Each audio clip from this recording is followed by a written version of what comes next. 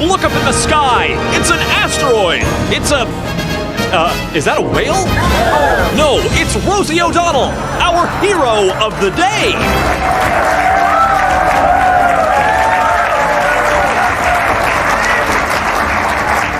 Wherever Rosie O'Donnell's gone, she's probably eating a leprechaun.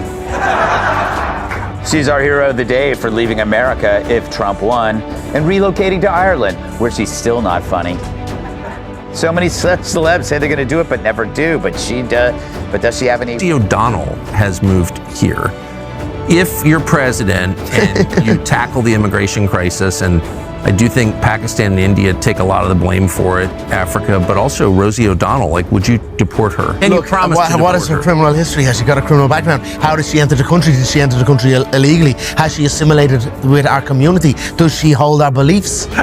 Is she a upstanding member of our community? No! Or would she be? If she is not, well then she's got... When Rosie O'Donnell attempted to reclaim the spotlight with fiery outrage and questionable opinions, Greg Gutfeld and Tucker Carlson stepped up and delivered a blistering roast that completely dismantled her platform. They shredded her emotional theatrics, highlighted her contradictions, and turned every exaggerated outburst into pure comedy. From worn-out rants to public meltdowns masquerading as activism, it was an all-out takedown. Rosie didn't just get burned, she got thoroughly grilled, and the heat is still on. You got this, Cohen. So Jim, Michael Cohen takes a stand this week at this hush money trial, and Rosie O'Donnell's been texting him, comforting him with message of support, like, breathe, you got this, I love you. What an unlikely couple. You ain't gotta go home, you gotta get the hell out of here. But I don't know Rosie O'Donnell from Adam, but you know, Would you be I believe she's a comedian. I've seen her on our national TV. She spoke a bit ill of me.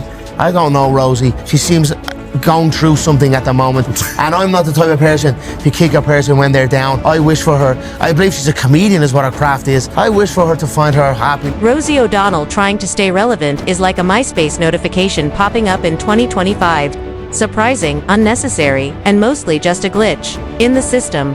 Greg Gutfeld didn't merely roast her. He folded her public image like a fitted sheet in a laundromat powered by sarcasm. Meanwhile, Tucker Carlson transformed her media antics into punchlines so ruthless they ought to come with a warning label. Yet, Rosie keeps marching on, blissfully unaware she's become a non-stop rerun of a show nobody asked to. You feel about Colby Covington? Well, if you can judge a man by his enemies, and you can, watch Rosie O'Donnell.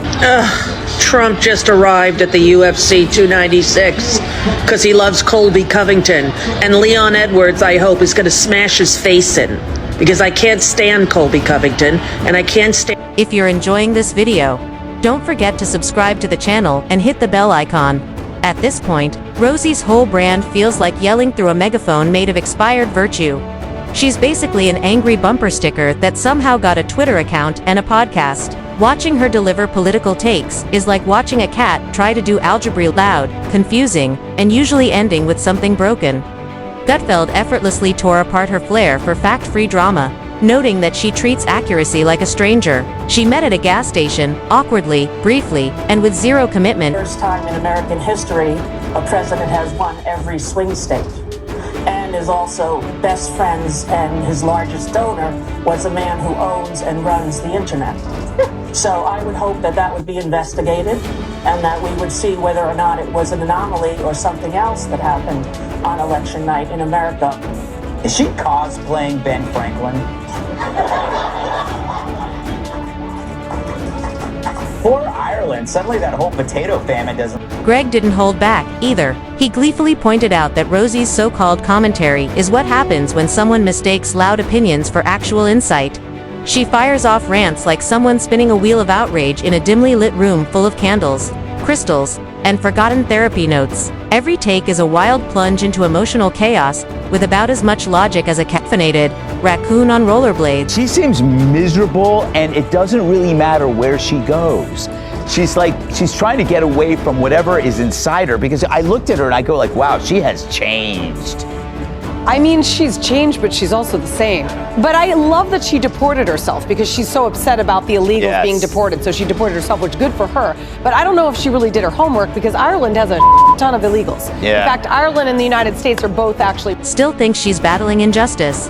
but mostly it's the injustice of fading from the spotlight.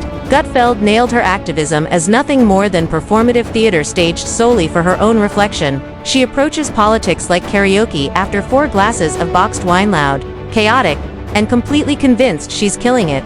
Meanwhile, the rest of us are left wondering how she still gets invited to discuss anything more complicated than microwave popcorn instructions. Strong-minded, and we are of amazing spirit, and it's about highlighting the issues that are going on, and as we have been doing, it's turning. We will get there. I am not going to sit here in front of you with a doom and gloom about the things that are going wrong. I will highlight for sure, but I will highlight the solutions and the resolutions and where we are headed, and keep the outlook positive. When Rosie shows up on a panel, it's less political debate and more live action, emotional chaos. Tucker Carlson described her media appearances like cinematic events. If the genre was unintentional comedy mixed with screeching confusion, she yells half-baked points like they're prophetic truths, while the facts sit ignored in the corner, like forgotten veggies at a kid's birthday party. Greg Gutfeld took a meat cleaver to her ego, digging up the greatest hits of her chaotic commentary and turning her soundbites into punchlines that hit like a wrecking ball fueled by truth and tequila. It's the Louvre of political incoherence, an abstract masterpiece of digital tantrums wrapped in hashtags and all caps. Tucker Carlson also pointed out that Rosie's social media isn't activism, it's emotional scrapbooking with a megaphone. 10 years ago, there was this historical moment that had Trump, Megyn Kelly, and Rosie O'Donnell, and it's so funny to see like where each one has gone. Do we have the infamous tape? Let's roll this. You've called women you don't like fat pigs, dogs, slobs, and disgusting animals. Your Twitter account only Rosie O'Donnell. She tweets like someone trying to send Morse code while blindfolded on a roller coaster, erratic, and completely lacking when it comes to credibility. Rosie's about as reliable as a broken GPS, insisting you've arrived while you're still stuck in a swamp. Gutfeld compared her career path to a weather balloon, once impressive, now just drifting aimlessly through hot air and misplaced outrage. Her go-to move when called out: crank up the volume. The louder she gets, the clearer it is she's out of her depth, hoping noise will drown out the truth. Tucker didn't spare the hypocrisy either. Rosie rails against wealth inequality while cashing checks big enough to buy a whole block in Queens. She rants about injustice from homes larger than most malls. Rosie's activism: all soapbox, no soap, and the acting. Watching her perform now is like trying to reboot Windows 95 with a hammer, painful and Rosie's saying, I believe he should be impeached. I'm sickened by Congress that doesn't call for articles of impeachment. We have to fight with everything we got, because if somehow they're able to rig the elections again, as I believe they did in 2016, then we're going to all be in trouble as democracy does. Dismantled her dramatic skills with surgical sarcasm. Every role she plays hits with all the emotional subtlety of a foghorn in a chapel. Her idea of depth: furrowing her brow and yelling louder. It's not acting, it's protest art without a point. Even her talk show days didn't escape scrutiny. Tucker recalled how Rosie's daytime TV run turned into an ego buffet, where every guest was just a springboard for her monologues. And of course, Gutfeld couldn't overlook her endless feuds. Rosie hoards celebrity beefs like a collector with a storage unit full of grudges. She picks fights as mindlessly as most people grab snacks constantly, and without thought. Politicians, comedians, fellow celebs, her strategy is simple: attack first, backpedal later, and label anyone who disagrees as obviously evil. It's activism by tantrum, and Gutfeld summed it up as the worst improv show on earth. same thing with Rosie. You know why she's leaving, Why? right? We know why she's leaving. It's literally an ego trip. Once nobody likes you, you just leave. So when are you leaving, Jesse? It's like you say one thing to Dana about tariffs and she hates you. You'll come around.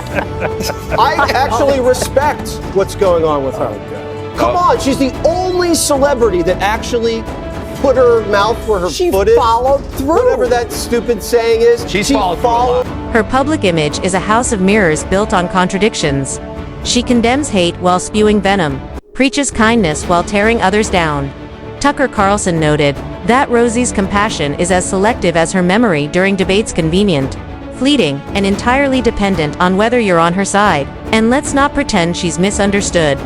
Rosie's whole persona is loud, abrasive, and blissfully unaware of the fallout from her own actions. Gutfeld summed it up perfectly. She's not truly controversial, just stuck in a loop of outdated rebellion and recycled rants.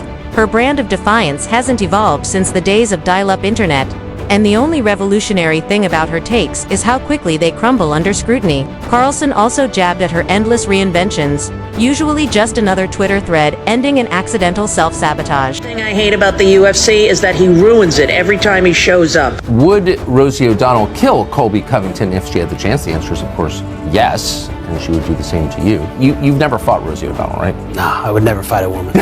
Why do you think she's so mad at you, since I assume you don't know her or hang out with her? Every time I see Rosie getting unhinged, I think that's a sign that we're getting closer to taking back America. You know, I'm not sure what I ever did to offend her. Gutfeld put it bluntly. Rosie O'Donnell is what happens when someone mistakes yelling for wisdom and fame for authority. But the show goes on. Every time Rosie trends, it's never for anything good, not a sharp take, a thoughtful insight, or a moment of clarity. It's always the same cycle. She blows up, the internet recoils, and then she doubles down like the blackjack table of outrage is rigged just for her. Tucker couldn't help but laugh at the routine. Rosie can turn any moment into a crisis and every disagreement into a crusade. It's performance art with a megaphone and no exit strategy. Gutfeld summed it up perfectly.